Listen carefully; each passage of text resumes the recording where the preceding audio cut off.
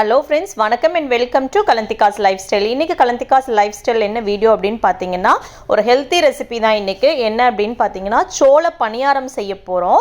நம்ம நார்மலா அடிக்கடி வீட்ல குயிக் அண்ட் ஈஸியா வந்து இட்லி மாவுக்கு அரிசி உளுந்து போட்டு ஆட்டி நம்ம வந்து செஞ்சிரோம். ஆனா இன்னைக்கு வந்து குழந்தைகளும் நம்மளும் கண்டிப்பா எடுத்துக்க கூடிய ஒரு ஹெல்தி ரெசிபி தான் சோள பணியாரம். சோளம் பாத்தீங்கன்னா இப்ப எல்லா இடத்துலயும் கிடைக்குது, மார்க்கெட்ல எல்லாம் நமக்கு ஈஸியா கிடைக்கிற மாதிரி தான் இருக்கு.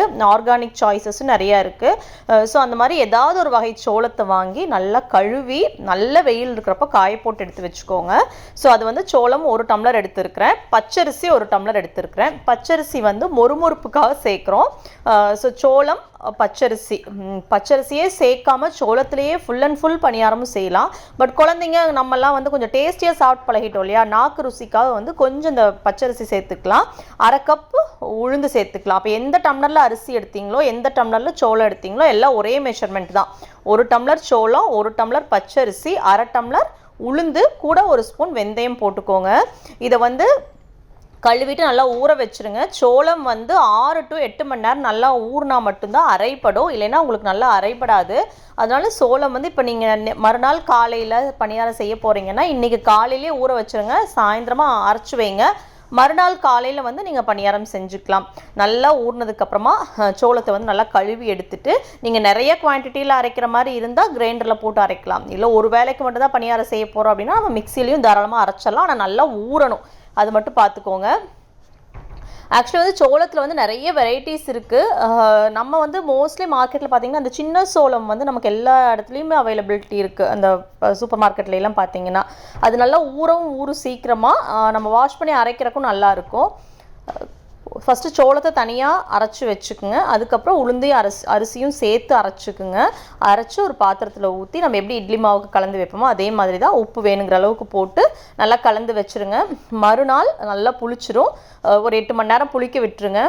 இப்போ இதில் பார்த்தீங்கன்னா வெங்காயம், மல்லி இலை, பச்சை மிளகாய் இதெல்லாம் நல்லா பொடுசாக நறுக்கி போட்டு பணியாரம் செய்வாங்க. சட்னி கூட தொட்டுக்கிறதுக்கு எதுவும் தேவையில்லை. அப்படியே மொறுன்னு நம்ம வந்து நல்லா பணியாரம் அப்படியே சாப்பிட்லாம். ஸ்நாக் மாதிரி தான். குழந்தைங்களுக்கு வந்து சாயந்தரம் ஸ்கூல்லேருந்து வராங்கன்னா நீங்கள் தாராளமாக செஞ்சு கொடுக்கலாம். 2 ஈடு பணியாரம் எடுத்திங்கனாலே போதும், நல்லா வயிறு ஃபில்லிங்காக சாப்பிடுவாங்க, உடம்புக்கு நல்லதும் கூட. நான் வந்து பச்சை மிளகாய் போடல குழந்தைங்களுக்கு கொடுக்கறதுனால. பெரியவங்க சாப்பிட்றோம் அப்படின்னா நல்லா ஃபைனாக கட் பண்ணி போடுங்க, சூப்பராக இருக்கும் வாசமாக. இதில் வந்து நல்லா கெட்டியாக தண்ணி ஊற்றி கரைச்சிடாதீங்க. பெரிய வெங்காயம், மல்லி இலை போட்டு உப்பு பார்த்துக்கோங்க. பனியாரக்கல்ல ஊற்றுங்க. ஆக்சுவலி பார்த்தா இதுக்கு வந்து தேங்காய் சட்னி, காஞ்ச மிளகாய் போட்டு அரைச்ச தேங்காய் சட்னி வந்து அவ்வளோ சூப்பராக இருக்கும். இந்த மாதிரி நீங்கள் எந்த தானியங்கள் அரைக்கிற தோசை இட்லியாக இருக்கட்டும் இல்லை பணியாரமாக இருக்கட்டும், பச்சை மிளகாய்க்கு பதிலாக காஞ்ச மிளகாய் போட்டு அரைச்சிங்கன்னா சட்னி சூப்பராக இருக்கும். பட் வந்து ஓகே, என்ன நமக்கு டக்குன்னு முடியுதோ அதை செஞ்சுக்கலாம். பட் எதுவும் இல்லாமல் கூட தாராளமாக சாப்பிட்லாம், ரொம்ப நல்லாயிருக்கும்.